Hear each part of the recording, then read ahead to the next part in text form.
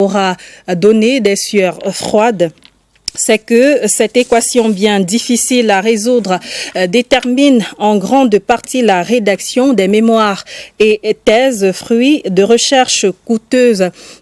Nombre de documents, d'ouvrages, d'articles, de déplacements à bicyclette, à moto, à voiture, par train, par pirogue, par bateau ou par avion nécessitent des sous, d'espèces sonnantes et trébuchantes à rassembler sur plusieurs mois, sur plusieurs années. Il est donc bien conseillé de sérieusement réfléchir sur le contenu de son porte-monnaie avant de choisir un thème de recherche, car diverses questions s'imbriquent ici.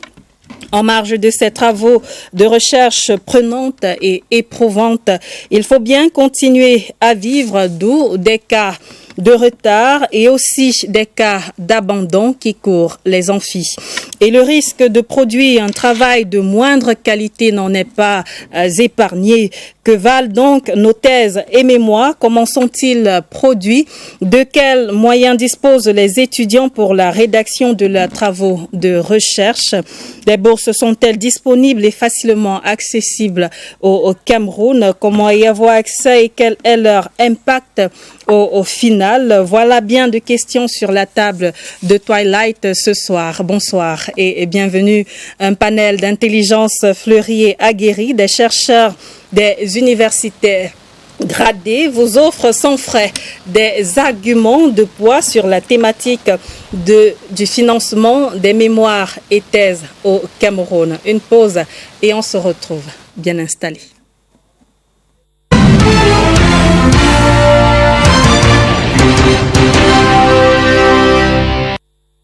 Sur la table du débat de Twilight de ce jeudi 22 août 2024, le professeur Ebele Onana Richard Désiré, maître de conférence, politologue, spécialiste des questions d'économie politique, enseignant à l'université des Bolova. Bonsoir et bienvenue, professeur. Bonsoir, bonsoir. Sur la table du débat en présentiel, Ange Boris Feuillette, doctorant en didactique des sciences physiques à la faculté des sciences de l'éducation de l'université de Yaoundé 1. Bonsoir et bienvenue. Bonsoir Madame Esso, bonsoir aux co-discutants de ce soir, bonsoir à vos millions d'auditeurs, de téléspectateurs. Je suis très fier d'être invité sur votre prestigieux plateau pour débattre sur une thématique aussi pertinente que celle que vous nous proposez ce soir. Je vous remercie. Je précise que vous êtes à votre troisième année de recherche. Bien évidemment, nous sommes en troisième année et nous tendons déjà vers la fin. Malgré les difficultés que nous rencontrons, je crois que quand nous rentrerons dans le vif du sujet, nous allons véritablement étaler les difficultés auxquelles nous faisons face au quotidien lorsque nous parlons recherche. Aussi sur la table du débat de Twilight, en présentiel, Thierry Ngomo, doctorant en sciences de gestion à l'université de Yaoundé 2 à Soa. Bonsoir et bienvenue. Bonsoir Garlette, c'est un plaisir de nous retrouver encore une fois de plus ce soir. Bonsoir aux nombreux téléspectateurs de CIA TV News et surtout de l'émission. C'est un grand plaisir d'avoir à côté de moi un doctorant en sciences de l'éducation et surtout mon grand frère, monsieur le professeur Ebele. C'est un honneur, je dirais. Alors, on devrait notamment avoir sur ce plateau le professeur Marcel Fouda Ndjodo, inspecteur général des affaires académiques au ministère des Enseignements supérieurs. On espère bien qu'il nous rejoindra pour la suite de cette émission. Je signale aussi qu'on aura la contribution en ligne de Marie-Crescence Okala Nfeugue. Elle est donc détentrice d'un Master 2 soutenu au programme supérieur de spécialisation en finances publiques à l'Institut national des finances publiques. Cet institut qui est situé à Messa, à Yaoundé. On l'aura donc en ligne et je propose d'ailleurs de la retrouver tout de suite. Marie-Crescence Okala Nfeugue, j'espère que vous êtes en ligne avec nous. Bonsoir et bienvenue sur le plateau de Twilight. Vous venez de soutenir votre Master intitulé entre autres financement de la recherche et performance des universités camerounaises. Eh bien, dites-nous, qu'est-ce qui vous a inspiré ce thème de recherche?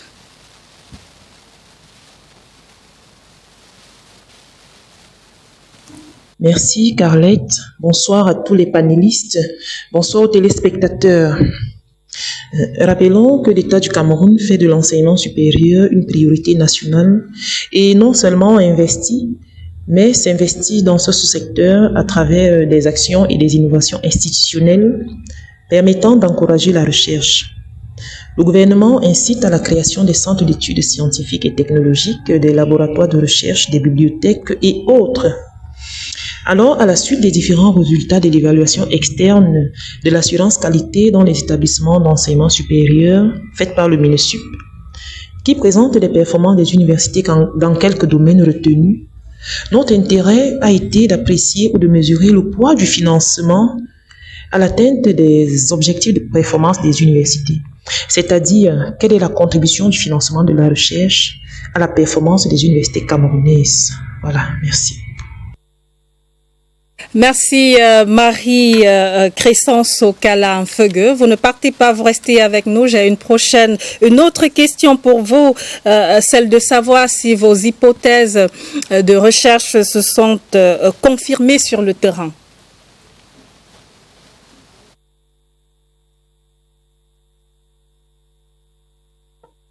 Alors, les politiques et mécanismes de financement mis en place permettent d'atteindre les objectifs de performance des universités camerounaises. C'était ça notre hypothèse. Les politiques et mécanismes mis en place pour financer la recherche dans les universités d'État existent bel et bien et sont bien encadrés d'ailleurs. Nous prendrons le cas de l'université de Yaoundé 2, où il existe une prime interne accordée à la recherche en plus de la prime de modernisation accordée par le chef de l'État. Par ailleurs, une étude menée sur l'évolution de l'enveloppe budgétaire de l'Université de Yaoundé 2, horizon temporel de 10 ans, c'est-à-dire 2012 en 2023, révèle que le budget de la recherche alloué à l'Université de Yaoundé 2, nous parlons des facultés des grandes écoles, a atteint un pic de 24,28% en 2020, ce qui représente un quart du budget global. Ceci montre une nette amélioration de la planification et de la priorisation des dépenses de recherche, signifiant aussi que la recherche est de plus en plus mise au centre des préoccupations administratives. Oui, ces politiques sont bien encadrées, elles existent, mais n'ont pas un impact assez significatif pour l'atteinte des objectifs de performance fixés par les universités. Voilà. On vous a parfaitement suivi, Marie Crescence Okala Mfeugue. Je rappelle que vous venez de soutenir votre Master 2 au programme supérieur de spécialisation en finances publiques à l'Institut national des finances publiques, notamment sur le thème financement de la recherche et performance des universités camerounaises. Sur le plateau en présentiel, Thierry Ngomo, vous avez suivi cette intervention, votre réaction. Vous disposez, il y a des primes, vous en avez? Suite à ce que la compatriote a dit, je sais quand même que le chef de l'État, M. Biya, son Excellence Paul Biya, a mis beaucoup de moyens et beaucoup de projets pour soutenir la recherche. Personnellement, nous, en tant qu'étudiants, nous recevons principalement d'abord la prime d'excellence, qui est de 50 000 francs par an lorsque vous atteignez une certaine moyenne, c'est-à-dire 12. Elle a évoqué ici la recherche principalement au niveau de l'enseignement. Donc elle n'a pas beaucoup parlé de la recherche au niveau des mémoires et des doctorats. Et donc je n'ai pas qualité vraiment de pouvoir exprimer ou bien de pouvoir m'exprimer sur le financement de la recherche de façon globale. Mais je peux parler ici de la recherche sur le plan des masters et des doctorats. Quel est votre quotidien, vous qui êtes doctorant en sciences de gestion à l'université de Yaoundé 2, à Soa? Je tiens à rappeler que après mes études secondaires à Ebolova, je suis venu à l'université de Soa en 2013. J'ai fait tout mon parcours à l'université de Yaoundé 2 à Soa jusqu'à aujourd'hui, où je prépare une thèse de doctorat en gouvernance. Et la réalité, vraiment, je ne sais pas comment l'exprimer, elle est dure. Malgré les moyens qui sont mis sur pied, mais la réalité, c'est que c'est difficile. Vous parlez des moyens, vous en disposez, vous en avez? Bon, principalement, moi, je n'en ai pas. Et je sais quand même que c'est pour ça que je suis là aujourd'hui. Ou alors vous recevez des moyens de l'État? Les moyens de l'État. Nous recevons, vous savez, lorsqu'on parle de financement ici, il faudrait qu'on soit un peu, qu'on essaye de varier la chose. Le financement n'est pas seulement sur le plan strict des finances, c'est-à-dire de l'argent. Les financements passent également par les matériels et aussi le financement immatériel qu'on perçoit. Et dans ce sens-là, l'université de Yaoundé 2, à travers le ministre des Enseignements supérieurs, essaye de mettre certains moyens sur pied pour accompagner. Notamment, mais c'est des moyens qui sont assez limités. Notamment ces moyens. Premièrement, je ne sais pas si je devais remercier. Particulièrement, nous avons eu la chance, pour la première fois, des étudiants de classe modeste ou alors des familles pauvres comme nous, d'avoir nos premiers ordinateurs. Je touche à l'ordinateur pour la première fois, je faisais 5e année. Les ordinateurs offerts par le chef de l'État pour faire le Master 2. J'étais en Master 2. C'est où j'ai touché l'ordinateur pour la première fois, qui était le mien. Donc cet accompagnement a été vraiment un appui particulier et très important pour soutenir la recherche à notre niveau. Et au niveau de la faculté, si j'entre directement dans le vif du sujet, nous avons la chance que le doyen de la faculté des sciences économiques essaye de nous mettre parfois au même pied d'égalité que certains. C'est-à-dire, on a des cours, des conférences en ligne, on a des documents qui sont à la une qu'on nous permet d'avoir. Mais le plus difficile vraiment, c'est d'avoir le financement. On a le financement de manière générale, on a des aides, l'appui de manière générale, mais qui vraiment est très, très limité. Je viendrai encore dans les détails un peu plus tard. Ange Boris Feuillette, doctorant en didactique des sciences physiques à la faculté des sciences de l'éducation de l'université de Yaoundé 1.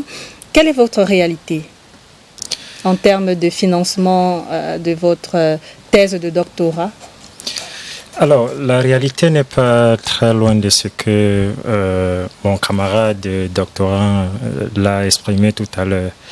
En ce qui me concerne particulièrement, c'est vrai, le mois est haïssable. Je vais essayer de parler de façon globale pour que tous les étudiants, doctorants camerounais ou bien chercheurs de façon globale se sentent concernés. Et je voudrais d'abord dire que apporter une petite réaction concernant ce qu'a dit la camarade de tout à l'heure en ce qui concerne la recherche ou du moins le financement de la recherche. Elle a parlé de façon globale s'agissant notamment du financement octroyé par le chef de l'État aux enseignants-chercheurs du supérieur. Il ne me semble pas qu'il s'agit d'un financement qui concerne les étudiants comme nous autres. Il a bien fait de le souligner tout à l'heure. Nous bénéficions tout de même, on ne peut pas cracher dessus. Nous disons d'ailleurs merci pour les primes d'excellence académique dont bénéficient tous les étudiants. Et là, il y a la précision à faire, c'est tous les étudiants excellents qui en bénéficient. Or, nous aurons souhaité qu'il y ait une prime spéciale pour des chercheurs afin que la recherche soit vraiment efficace et que les résultats soient vraiment objectifs, obéissant notamment à la franchise académique et même à l'éthique académique et universitaire.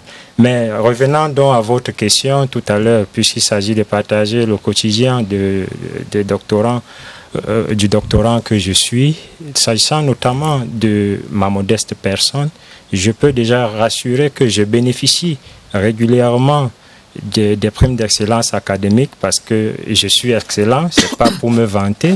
D'ailleurs, parce que j'obéis à tous les critères de choix, je coche toutes les cases. C'est d'ailleurs pourquoi, généralement, je suis bénéficiaire. Mais maintenant, en ce qui concerne même le financement de nos recherches proprement dites, cette recherche n'est pas vraiment financée. Du moins, peut-être je n'ai pas encore eu accès aux documents ou bien aux offres qui proposent des bourses. Comment est-ce que vous vous débrouillez au quotidien pour mener vos recherches? Alors, je peux dire qu'il s'agit des modestes contributions que nos parents peuvent, n'est-ce pas, fournir afin que nous puissions joindre les deux bouts. C'est vrai, c'est difficile, mais avec le peu qu'on a, on se bat pour essayer de nous documenter, pour essayer d'acheter des livres, de s'abonner à des revues également, afin d'avoir des documents plus actuels. Et également, on se bat comme on peut pour s'offrir des outils et des instruments de travail tels que l'ordinateur. Il a si bien fait de le souligner tout à l'heure. C'est vrai, beaucoup comme lui ont bénéficié de ces ordinateurs, moi y compris, mais malheureusement, la durée de vie de ces ordinateurs, la durée de vie n'a pas été vraiment en notre faveur, ce qui fait que avec nos modestes économies, nous avons pu quand même nous offrir une machine pouvant nous permettre de saisir et de progresser dans nos travaux de recherche, ce qui n'est pas le cas pour certains étudiants, parce que je peux vous rassurer que jusqu'à date, il y en a des étudiants qui n'ont pas d'ordinateur.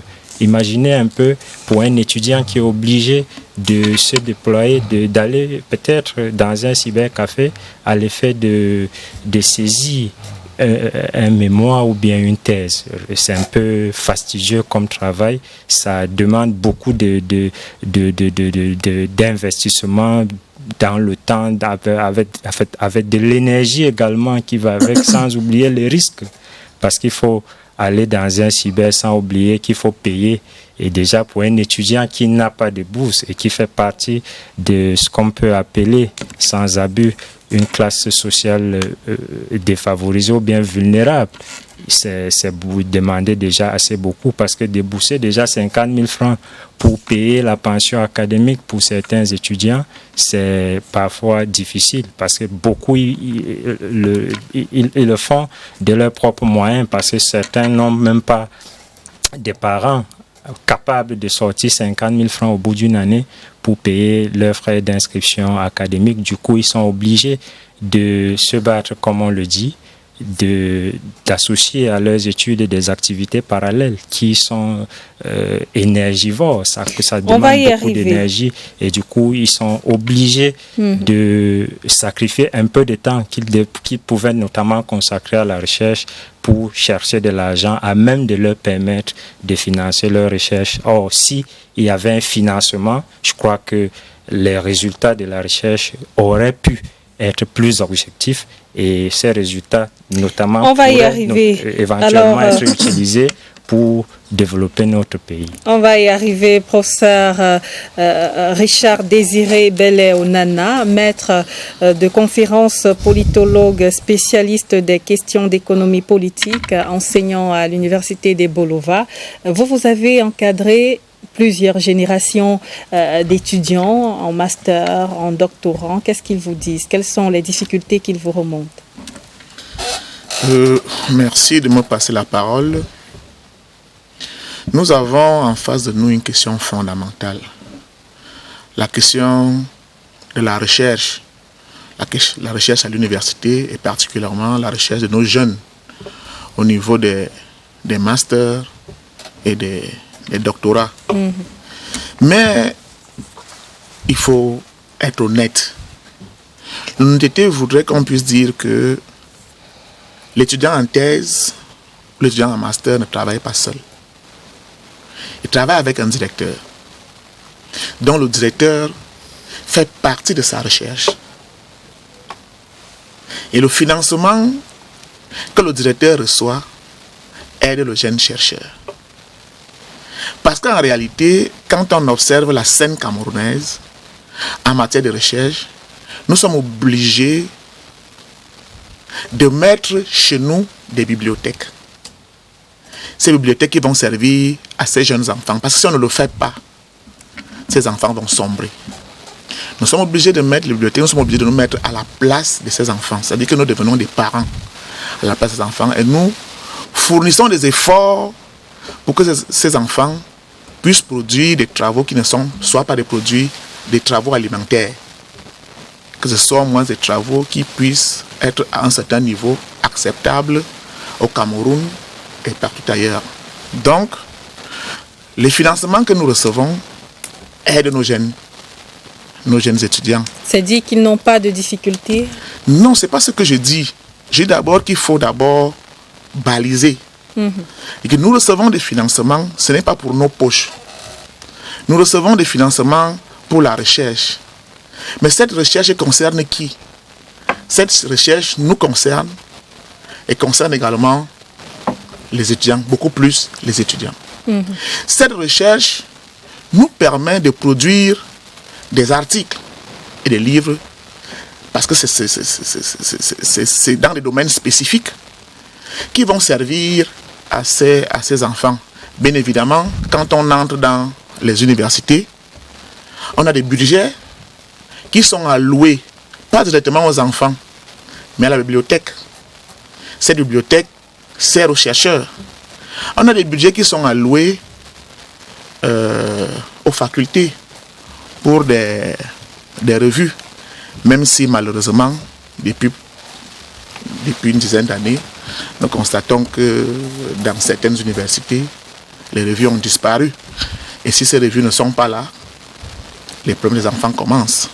Parce que les enfants doivent lire.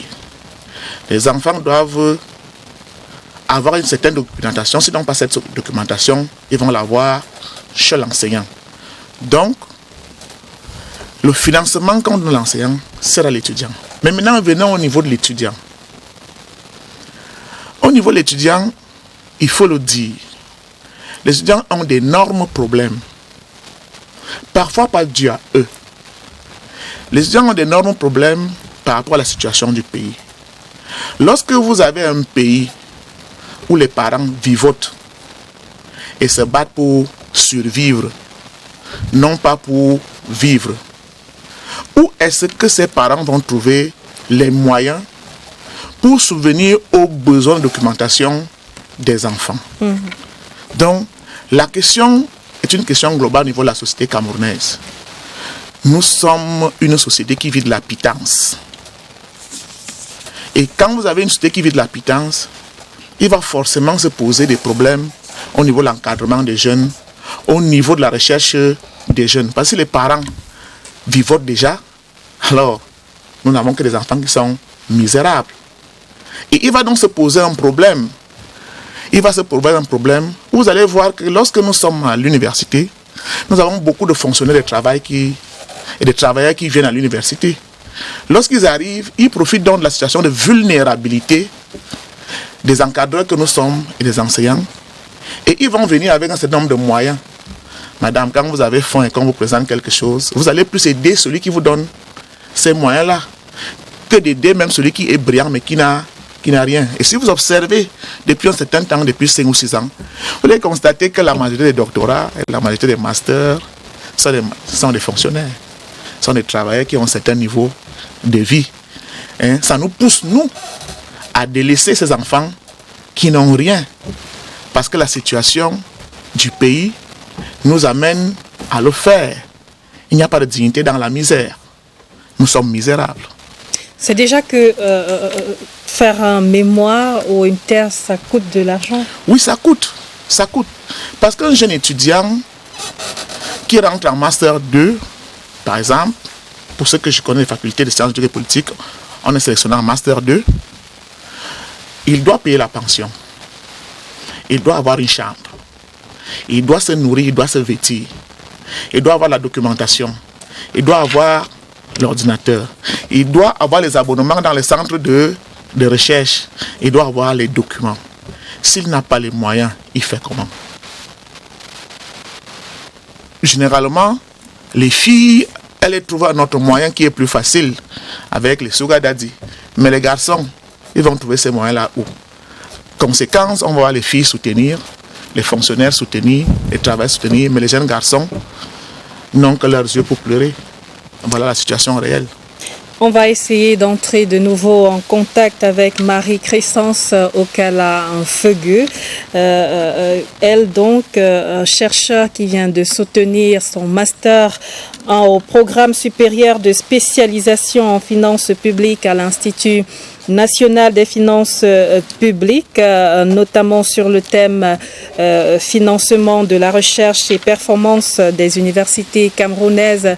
Alors, Marie-Crescence, une autre question pour vous, vous qui participez à ce débat en ligne notamment. Eh bien, dites-nous, qu'est-ce qui coince principalement en termes de financement de mémoire et de thèse au Cameroun? Oui, les problèmes de financement des mémoires et des thèses peuvent inclure la rareté des ressources permettant de financer les projets de recherche retenus. Et lorsque ces ressources sont disponibles, on note également la difficulté à accéder à ces financements. Nous avons aussi un problème de priorisation du financement. Rappelons, Carlette, que l'un des indicateurs de performance des universités est la recherche et donc la production scientifique. Alors, lors de l'élaboration des projets de performance des administrations, il reste un peu difficile souvent de déterminer quels sont les projets de recherche qui méritent du financement. Nous parlons là de la planification. Nous pouvons par ailleurs aussi décrier l'inexistence d'un plan de développement interne pour l'établissement qui permettrait de définir les objectifs stratégiques clairs, de prioriser les initiatives et de mobiliser les ressources nécessaires pour le financement de la recherche. Comme autre difficulté pour l'obtention du financement, nous notons le manque de flexibilité rencontré dans les institutions. Les outils de financement budgétaire ou extra-budgétaire restent très peu flexibles. Il est observé un financement trop spécifique, ne permettant pas des ajustements ou des changements de direction. Et enfin, nous pouvons aussi parler de la lourdeur administrative. Les processus administratifs restent lourds et complexes. Et l'obtention des fonds par les chercheurs devient un peu très pénible, très difficile. Voilà, merci. Merci Marie-Crescence pour cette autre réponse donnée sur le plateau de Twilight, notamment sur cette thématique de la recherche académique, financement des mémoires et des thèses. Alors professeur, je reviens à vous. Est-ce que beaucoup d'étudiants livrent leurs travaux à temps? Combien de temps déjà ça prend de rédiger un mémoire, une thèse? La thèse, c'est entre 36 mois et 60 mois. Mais les mémoires, phase écrite et phase de mémoire, c'est en 12 mois. Déjà à ce niveau, si on prend certaines universités, on va voir que les étudiants en master ont beaucoup de problèmes parce qu'aujourd'hui, lorsqu'on observe le fonctionnement des universités et des facultés, les universités et les facultés font plutôt une course à la clôture de l'année. Et non une course à la compétence, à permettre aux enfants de pouvoir travailler au maximum et de produire le meilleur résultat. On fait plutôt une course à la clôture de l'année. On va clôturer l'année, il faut déposer vite. Conséquence, les enfants vont déposer les brouillons pour ceux qui peuvent. D'autres ne vont pas le faire parce que entre faire une course pour la clôture de l'année et faire une course pour avoir les moyens et finir son mémoire, c'est un peu compliqué. Alors, on va prendre l'avis des doctorants, ceux-là même qui sont passés par l'étape de la rédaction et de la soutenance de leur mémoire de recherche, notamment Ange Boris Feuillette, doctorant en didactique des sciences physiques à la faculté des sciences de l'éducation de l'université de Yaoundé 1. Vous avez déjà rédigé votre mémoire, c'est l'étape obligée pour arriver à la thèse. Comment est-ce que ça s'est passé? Bien, comme le professeur l'a si bien souligné tout à l'heure, c'est ça le mode opératoire à suivre de toute façon. Et il faut soulever que, en ce qui concerne la faculté des sciences de l'éducation, nous avons affaire à plusieurs étapes, je vais dire ça, de la recherche, parce que nous avons l'exigence des stages pédagogico-didactiques à mener sur le terrain parce que nous sommes des étudiants qui menons des recherches sur l'enseignement-apprentissage des concepts qu'on enseigne notamment dans les établissements d'enseignement secondaire et même technique. Du coup, ça fait que quand vous faites par exemple 4 mois de cours magistraux avec les enseignants dans les amphithéâtres, vous êtes amené à vous déployer sur le terrain pour 1 à 2 mois de stage pratique. C'est-à-dire, vous vous comportez comme des élèves professeurs de l'école normale supérieure parce que vous êtes astreint à l'obligation de distiller des enseignements sous la diligence d'un encadrant à vous octroyé par l'établissement d'accueil. Ce qui fait que tout ce temps que vous passez au lycée, avec l'exigence de la préparation des leçons et votre présence physique sur le terrain. Mais déjà, ces stages, comment est-ce que vous réussissez à les avoir? C'est l'établissement qui les pilote? Parfois, c'est toujours l'étudiant qui se plie en 4 pour obtenir les stages. Tout à l'heure, on parlait en off de la possibilité de passer par des personnes interposées et non par l'administration. Le professeur l'a dit tout à l'heure en off. C'est-à-dire, nous procédons par des personnes interposées. Si vous avez un aîné qui officie dans un lycée de la place, vous pouvez vous rapprocher de lui afin que ce dernier puisse vous faciliter l'accès à l'établissement via notamment ses relations avec le proviseur. Mais toutefois, on vous donne quand même au sein de la faculté une autorisation de recherche ou du moins de stage. Mais sauf que il y a des chefs d'établissement qui sont catégoriquement réticents à la présence des étudiants sur le terrain parce qu'ils estiment pour certains que ça va perturber déjà le niveau d'avancement de leurs enseignants et autres et de leurs élèves aussi.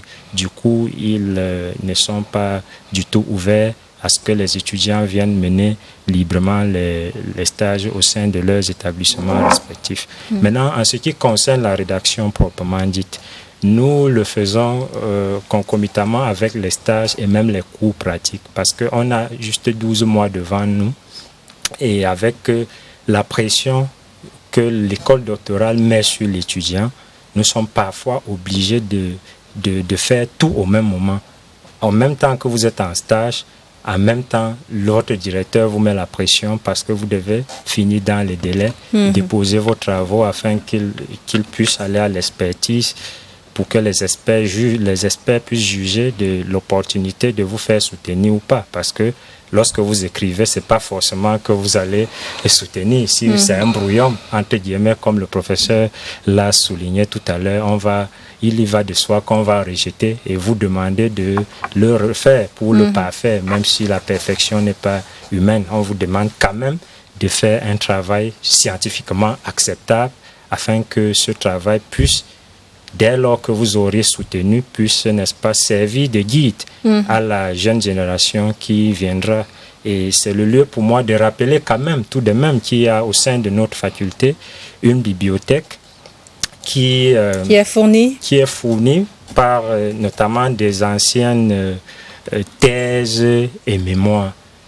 Mais en ce qui concerne des livres vraiment spécialisés, nous n'avons pas, mais nous pouvons quand même rendre grâce à Dieu parce que nous avons un directeur qui a mis sur pied un laboratoire de recherche en didactique des sciences physiques.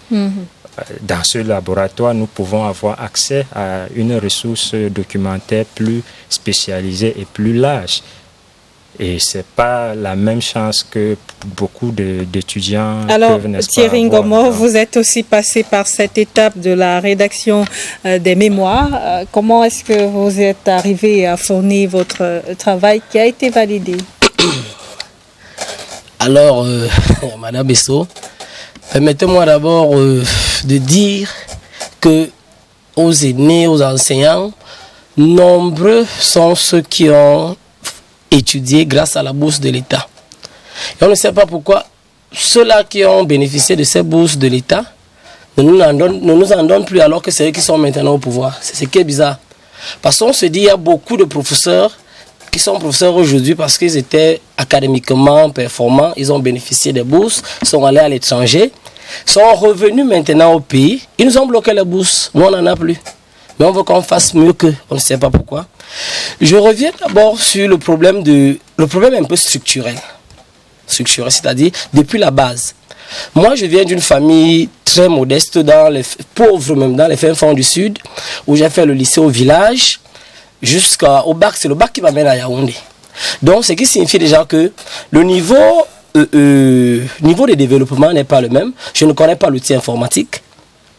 Je viens à l'université de Yaoundé 2, j'étudie normalement jusqu'en master 1, je fais les cours, on m'évalue sur le cours.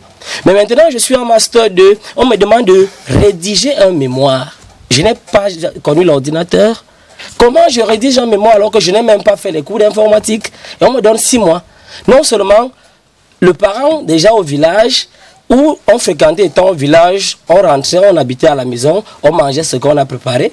Maintenant le parent doit payer la chambre, le parent doit payer la nourriture, le parent doit payer l'école. Vous lui ajoutez maintenant qu'il faut qu'il paye les cours d'informatique, les cours de secrétariat, parce que vous n'avez jamais touché à un ordinateur, ça devient difficile. Vous devez vous battre vous-même au quotidien pour savoir comment on manipule un clavier, comment on allume. Ça, vous avez 6 mois. Non seulement les 6 mois-là, ce n'est pas pour la formation en secrétariat, c'est pour rédiger le mémoire. Comment donc un étudiant modeste, dont la majorité des Camerounais même d'ailleurs, se retrouve en train de rédiger un mémoire en 6 mois, alors qu'il n'a jamais touché à l'outil informatique? Comment il entre dans des sites internet pour faire de la recherche, alors que chez moi, dans les fins fonds d'Ambam, je ne sais pas ce qu'on appelle un site de recherche, je découvre les sites de recherche pendant la période de rédaction du mémoire. Comment je m'en sors? Et maintenant, avec le temps, je constate que ceux qui sont à l'étranger ou bien d'autres pays, la formation là commence même à l'école primaire. On donne les sites de recherche aux enfants depuis le début. C'est pour ça que je dis que c'est structurel. Je reviens un peu sur ce que, si vous permettez, sur ce que le professeur disait tout à l'heure. Il y a un autre problème de recherche de financement. Nous, ce qu'on connaît, ce n'est que l'école. Donc, tout ce qu'on peut apporter à la société, c'est d'enseigner quelque part. Vous allez dans les IPES, c'est-à-dire les instituts privés. Je vais encore retrouver le professeur qui fait cours là-bas, le professeur qui est déjà enseignant à l'université, ou c'est le doctorant qui doit aller pointer, c'est le professeur qui est encore là-bas, le doctorant ne pointe plus. Donc, dans tous les instituts privés là, c'est les mêmes professeurs qui sont déjà recrutés à l'université, qui y sont encore. Le doctorant trouve l'argent, alors que l'une des sources de financement devrait être l'assistanat, c'est-à-dire aller faire les cours, les vacations par-ci, par-là. Ce sont les mêmes professeurs qui y sont. Et maintenant, au niveau, par exemple, des recrutements, vous allez constater, le professeur l'a dit tout à l'heure, on recrute plus les gens qui travaillent déjà. Donc, par exemple, vous qui avez déjà un matricule, vous qui êtes déjà fonctionnaire quelque part, quand on lance le recrutement des anciens à l'université, c'est eux qu'on privilégie encore. Vous voyez, on recrute quelqu'un qui a déjà un matricule, qui est directeur quelque part. Comment donc l'étudiant qui est capable et qui a une capacité intellectuelle, qui veut un peu s'affirmer, toutes les portes ne sont pas fortes. La question c'est, dites-nous comment est-ce que vous avez réussi à rédiger votre mémoire qui a été validée? Je vous réponds un peu, je suis Camerounais. On dit c'est dans la difficulté qu'on connaît un Camerounais. Vous savez, chez nous on dit déjà que c'est quand c'est difficile là même qu'on reconnaît l'effort. Si vous dites que vous vivez un peu à l'aise, vous faites quelque chose de bien, de normal, on vous dit non, vous n'êtes pas au Cameroun. C'est lorsque vous travaillez dans ça. Donc, c'est avec l'accompagnement personnel de certains aînés où vous rédigez, ils corrigent à la maison. Et un professeur, il y a surtout cette chance-là de tomber sur un encadreur qui vous comprenne. Si vous permettez, je vais dire paix à son âme, au docteur Binam qui m'a encadré, qui est décédé. Oui, qui m'a pris particulièrement, qui payait la connexion, qui faisait tout. Donc c'est une chance que moi j'ai eue et qui m'a même payé les cours de secrétariat. D'accord. On va revenir sur ce plateau dans une dizaine de minutes. Mesdames, Messieurs, c'est l'heure du journal sur financement des mémoires et des thèses. Et peut-être pour ça, peut-être qu'il faut déjà restituer à quoi servent ces mémoires et thèses. À quoi est-ce qu'ils peuvent servir? En fait, Madame Esso, il faut comprendre que l'école est au cœur de tout développement. L'école, c'est l'intelligence économique. L'école, c'est la géostatistique, la géopolitique. L'école, c'est un facteur. Alors, quand on dit mémoire et ce sont des réflexions. Des réflexions qui vont venir contribuer au développement du pays dans tel ou tel aspect. D'ailleurs, c'est pour cette raison qu'on dit que le penseur fait son travail et le penseur donne ce travail au gouvernant et le gouvernant applique ce que le penseur a eu à faire. Sauf que dans ce cadre, si l'enfant a d'abord moulé à la récitation et qu'il arrive à un certain niveau où il doit réfléchir, où on doit susciter en lui des réflexions, il n'a rien, il va continuer à faire la récitation et ses mémoires ne vont servir à rien. Ça va servir pour le beau. Alors que ces mémoires et thèses doivent être utiles pour le développement du pays. Donc ce sont des réflexions sur les questions du pays, les questions de l'international. Et les réponses à ces questions sont ce que les gouvernants doivent prendre pour mettre sur pied, pour qu'on ait aussi nos Antonio Gramsci, nos John Locke, nos Montesquieu. Et peut-être vous, parce que vous avez une thèse qui a été notamment mise à contribution dans certains domaines. Le moi est haïssable. Je ne voudrais pas parler de moi. C'est dit que c'est possible de rédiger des bons travaux dans ce contexte-là. Les Camerounais, les jeunes Camerounais rédigent des travaux parfois excellents. Dans ce contexte-là, dans ce contexte de difficulté, on a parfois des travaux formidables. Et comment on s'en sort alors? Comment on fait pour s'en sortir? Pour s'en sortir, Karel, il y a qu'il faut penser la société globale. Cette société globale voudrait que on pense l'école à partir de la maternelle. Parce que quand vous voyez notre école, à partir de la maternelle, quelle valeur? Nous faisons une école sans valeur. Nous faisons une école qui récite ce que les autres ont dit chez eux. Nous avons une école où on ne sait pas où on part. On ne sait pas ce qu'on va faire avec. Nous avons une école qui n'est pas une école. Nous faisons une école par procuration, c'est-à-dire que nous faisons l'école des autres chez nous. Pour qu'on puisse donc arriver à des niveaux où le financement va arriver, d'ailleurs va se créer, il faut mettre l'individu au cœur de son épanouissement. Si l'individu est au cœur de son épanouissement, c'est-à-dire qu'on crée un capital humain, une ressource humaine capable de créer la richesse. Et quand cette ressource humaine, ce capital humain sera capable de faire un certain nombre de choses, le financement va arriver seul. Parce que tout de suite, il sera en relation avec le secteur public, il sera en relation avec le secteur privé, il sera en relation avec les ONG, les organisations internationales.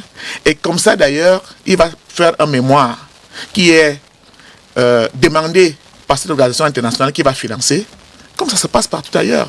On a besoin que ce soit un tout, où toutes les parties sont parties prenantes de l'école. Parce que chaque partie veut tirer profit de cette école pour faire améliorer ce qu'elle est en train de faire, pour trouver d'autres éléments, avoir une plus-value. Donc il faut que ce soit un tout. Malheureusement, lorsque vous prenez même notre pays, vous voyez qu'on a mis l'université de côté. Observez nos politiques publiques. Vous allez voir que nos politiques publiques ne sont pas pensées à l'intérieur de l'université. Par conséquent, on a des politiques publiques qui vont d'échec en échec. Je vous prends un exemple simple. Vous avez le document stratégique pour la croissance et le développement, dans la vision du Cameroun à l'horizon 2035. Quand vous arrivez dans ce document à la page 27, on vous dit le développement du Cameroun, c'est en 3 étapes. 2010-2020, 2020-2027, 2027-2035. Curieusement, lorsqu'on a fini la première étape et qu'on a évalué cette première étape, on sort avec un document qui s'appelle SND-TRAN. Il obéit à quel document? Il est en concurrence avec le premier document. On va revenir il est un nouveau document. On va Vous voyez qu'il y revenir, a un problème global parce qu'on ne laisse pas penser. On ne laisse pas penser à l'université. On a pu assez de temps pour développer abondamment, peut-être parler de cet autre aspect qui n'a certainement pas été abordé, l'aspect des bourses. Vous en avez connaissance, Ange Boris Feuillette? Bien évidemment, il existe des bourses. Nous avons souvent eu à rentrer en contact avec des universités et des universitaires étrangers qui proposent des bourses de formation, notamment peut-être de mobilité académique à certains étudiants camerounais et même des autres pays. Mais il faut dire que ces bourses-là sont pas généralement encadrées par des critères très sélectifs, ce qui fait et l'offre, ou du moins la demande est parfois supérieure à l'offre. C'est le lieu pour moi de demander également au ministère des enseignements supérieurs de vulgariser les bourses nationales qui existent au sein de ce ministère, parce que plusieurs étudiants n'ont même pas connaissance de l'existence d'une bourse destinée au financement des thèses ou bien de la recherche pour les étudiants. On ne sait pas vraiment pourquoi cette information n'est pas assez vulgarisée. Or, nous savons tous qu'il suffit de mettre le communiqué sur les réseaux sociaux et tous les étudiants auront accès à l'information. Bien qu'en ayant connaissance, est-ce que vous avez déjà bénéficié de ces bourses-là? Bien, je n'ai pas encore bénéficié de cette bourse malheureusement. J'espère que lorsque l'offre sera mise sur la place publique, nous aurons l'information, parce que parfois vous avez l'information le jour même de la fermeture. Donc vous n'avez pas la possibilité de postuler. Je ne sais pas si c'est fait à dessein ou bien c'est juste par négligence, mais je pense beaucoup plus pour la première hypothèse.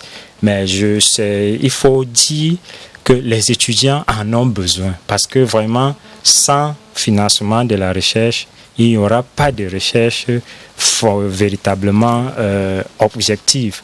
Parce que imaginez-vous, pour un étudiant qui doit se déplacer pour Matoufa dans l'arrondissement de Massangama, 400 km de Yaoundé pour un travail de recherche, il va falloir qu'il paye le transport, il va falloir qu'il soit logé, il va falloir qu'il soit nourri.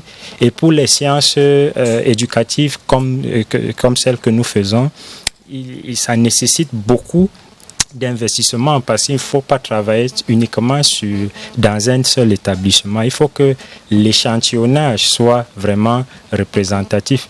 Et pour que cela soit représentatif, il faut au moins se déployer sur 5 régions. Imaginez-vous pour un pauvre étudiant comme moi qui doit se déployer à Djidigis, qui doit aller à Salapumbe, qui doit aller, je ne sais pas moi, dans l'Indien et tout. Vous voyez que ça nécessite beaucoup de sacrifices financiers pour aboutir à un travail scientifique objectif, parce que pour quelqu'un qui a fait les cours d'éthique de la recherche comme moi, je ne peux pas galvauder, n'est-ce pas, le sacro-saint principe de la franchise universitaire qui voudrait que le chercheur soit objectif, que le chercheur fasse preuve de rectitude et d'exemplarité dans tout ce qu'il fait.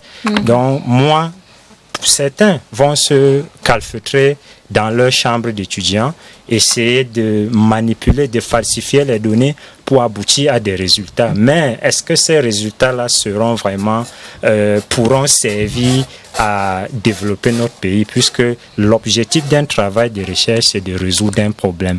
À partir du moment où la méthode utilisée pour aboutir aux résultats n'est-ce pas, cette méthode est biaisée, ça veut dire qu'on aboutira aux résultats biaisés. Et du coup, on assiste à une prolifération de thèses fantoches, c'est-à-dire des thèses qui ne vont servir à rien, sinon à orner des bibliothèques au sein des différentes facultés. Or, nous voulons des thèses qui vont impacter, qui vont amener le décideur à se rapprocher des universités, à amener des entreprises à financer la recherche, parce que sur d'autres cieux, les entreprises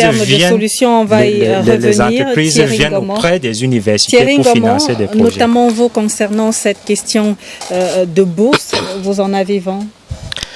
Oui, j'en ai vent. J'ai eu la chance d'être à la tête de l'association des étudiants pendant quelques temps et leader d'étudiants. Je sais quand même que le chef de l'État, malgré ce qu'on dit, depuis un certain temps, il y a beaucoup de projets qui sont mis sur pied pour accompagner les jeunes. Les projets juste qui ne sont pas vulgarisés. On a par exemple le projet d'un incubateur où on accompagne les jeunes qui ont des idées, qui vont dans la recherche entrepreneuriale. On accompagne, c'est moins vulgarisé, on accompagne les jeunes. Vous êtes toujours là dans la rédaction des mémoires et thèses? Vous pouvez faire une thèse dans l'entrepreneuriat. Mais juste que ces bourses-là existent, il y en a plusieurs. On communique. Le problème, c'est ce que le camarade disait tout à l'heure. On vous envoie la communication de la bourse la veille de la clôture du dépôt de dossier. Si vous constatez qu'il y a des bourses de coopération, les pays étrangers envoient. Le ministère de l'Enseignement supérieur accompagne la recherche, mais juste qu'il y a des canaux à suivre, on ne les connaît pas assez. Je vais prendre un exemple qui soit même hors de la recherche. Vous savez que dans certains centres hospitaliers, pour les étudiants, il y a des frais médicaux qui sont réduits à près de 50% pour certains étudiants, que le gouvernement finance une partie. Mais nous ne sommes pas au courant. Sans publicité ou quoi que ce soit, au centre Pasteur, les étudiants bénéficient jusqu'à 50% sur certains frais médicaux. Ça, c'est l'accompagnement de l'État. C'est pour ça que moi, je parle plus de l'accompagnement par rapport au financement. Parce que si on dit vraiment financement, notre contexte politique ne nous permet pas, économique ne nous permet pas de financer, mais peut nous permettre d'accompagner. Je prends un exemple simple. Le doyen de la faculté de sciences économiques, le professeur Désiré Avom, a mis sur pied une compétition à un moment donné pour le meilleur projet de thèse, où le gagnant devait gagner environ 200 000, le second 150 000. Ça permet non seulement, comme le professeur le disait, de trouver les meilleurs et les accompagner. Mais juste, on a un problème également, le vrai problème même parfois, c'est la coopération avec les entreprises. Nous qui travaillons en sciences de gestion, par exemple, vous allez étudier la gestion dans votre chambre.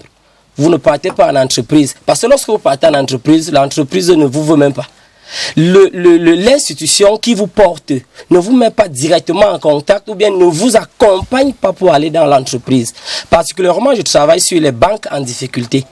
Je suis parti au moins dans 10 banques au Cameroun. On ne m'a jamais reçu. Il a fallu que je contourne à travers certains aînés sur le plan politique pour influencer mon entrée pour avoir certaines données. Donc c'est difficile. Il faudrait que l'université essaie aussi d'accompagner les jeunes sur le plan des entreprises, sur le plan du terrain. Parce que non, on s'arrête à soi. On dit souvent, ce que vous avez fait à soi là-bas, ça s'arrête là-bas. Ici, c'est autre chose. Alors, professeur Richard Désiré Bélé Onana, maître de conférence, politologue spécialiste des questions d'économie politique, enseignant à l'université des Bolova. Concernant ce domaine-là, ce champ de bourse, quelles sont les indications que vous pouvez mettre à la disposition des chercheurs en termes de mécanismes de financement?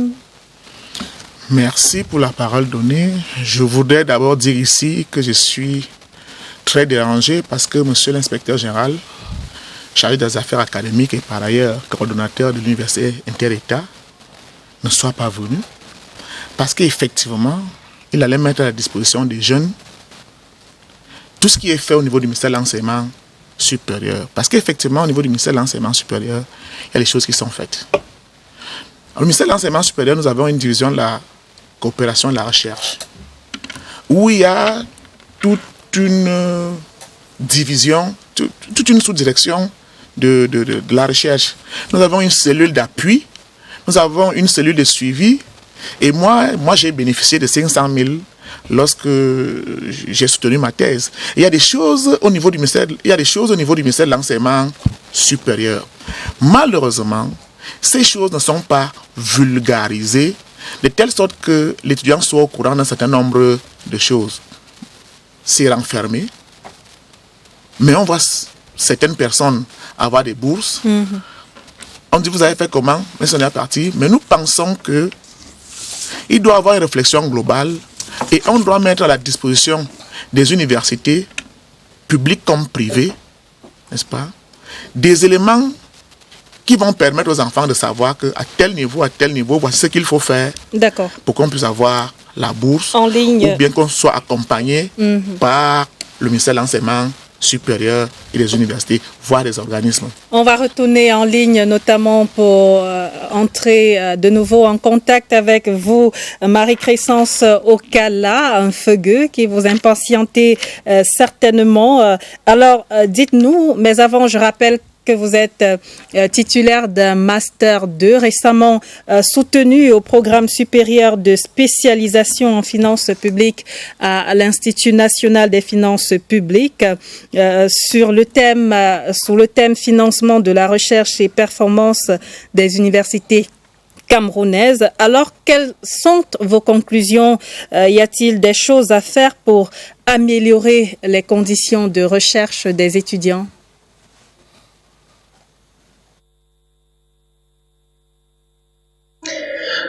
Voyez-vous, Carlette, les conditions de recherche des étudiants en Afrique au sud du Sahara, dont notamment au Cameroun, restent souvent un peu difficiles du fait de la difficulté de l'accès aux ressources documentaires des auteurs africains.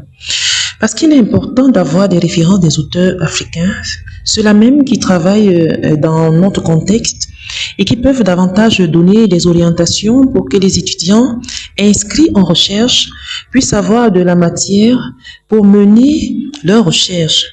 Parce que si d'aventure, on a une certaine facilité d'accès aux articles, aux publications, aux productions scientifiques des auteurs de d'autres cieux, notamment occidentaux, il est difficile que ce que ces personnes ont trouvé dans leur milieu puisse être implémenté dans nos milieux, parce que les contextes restent différents. Donc, il faut davantage avoir dans nos bibliographies des références qui sont tirées des études menées par des auteurs africains. Mais malheureusement, il n'y a pas toujours la documentation assez étoffée à ce niveau. Parce que les moteurs de recherche que les étudiants africains utilisent, généralement comme Kernefo, comme Erudite et bien d'autres, sont des moteurs de recherche davantage alimentés par des chercheurs occidentaux. Pour améliorer les conditions de recherche des étudiants dans ce sens-là, il faut davantage promouvoir des sites qui documentent ou qui emmagasinent les travaux des chercheurs africains. C'est une interpellation pour une meilleure synergie entre l'université et les organisations locales qui promeuvent tout ce qui est relatif à l'outil informatique. Nous pouvons appeler par ailleurs à la formation à la recherche, c'est-à-dire proposer des ateliers ou des cours sur les techniques de recherche, la gestion de l'information et la citation appropriée. Nous pouvons appeler à l'amélioration de nos infrastructures, nos bibliothèques, nos laboratoires et autres. Voilà en 2 mots ce que nous pouvions dire. Merci Carlette. Merci beaucoup Marie-Crescence Okala Feugueux pour cette toute dernière réaction à ce programme Twilight, cette émission du jeudi 22 août qui va s'achever, mais avant de le faire, on va prendre quelques conclusions de votre part, notamment Ange Boris Feuillette. Que pensez-vous qu'il faut faire notamment pour améliorer le travail de recherche des étudiants concernant la rédaction des mémoires et des thèses? Alors, comme mot de fin, je voudrais juste dire qu'il faut accompagner les étudiants à travers les financements de la recherche parce que tout grand progrès scientifique est fait d'une nouvelle audace et cette nouvelle audace provient de l'imagination. Laquelle imagination est, n'est-ce pas, contenu dans une thèse, parce qu'une thèse n'est pas juste un livre d'histoire, bien un roman que quelqu'un écrit, mais on écrit pour apporter une solution à un fait de société identifié par l'étudiant. Thierry Ngomon, en 30 secondes seulement. Le père des étudiants a dit, nous serons comme eux bientôt. Alors, faites que nous soyons aussi comme vous et bien formés bientôt, car on saura que vous avez bien formé des gens qui seront aussi bien formés. Nous comptons sur vous. Si vous tuez la recherche aujourd'hui, c'est le développement du Cameroun que vous avez tué pour l'avenir. Merci. Professeur Ebele Onana. Oui, ce que je pourrais dire, c'est que il faut repenser l'université au Cameroun. Nous copions mal ce qui vient d'ailleurs. On a mal copié le LMD et nous souffrons de cette pâle copie qui ne sert à rien. Il faut repenser l'université au Cameroun et remettre dans cette université nos valeurs pour le développement de notre pays. Merci. C'était le dernier mot ou alors la dernière intervention sur ce plateau. Mesdames, Messieurs, merci de nous avoir regardés. Merci à nos équipes techniques et rédactionnelles. C'était Twilight, édition du jeudi 22 août 2024. Les programmes de CRTV News se poursuivent. Restez scotchés.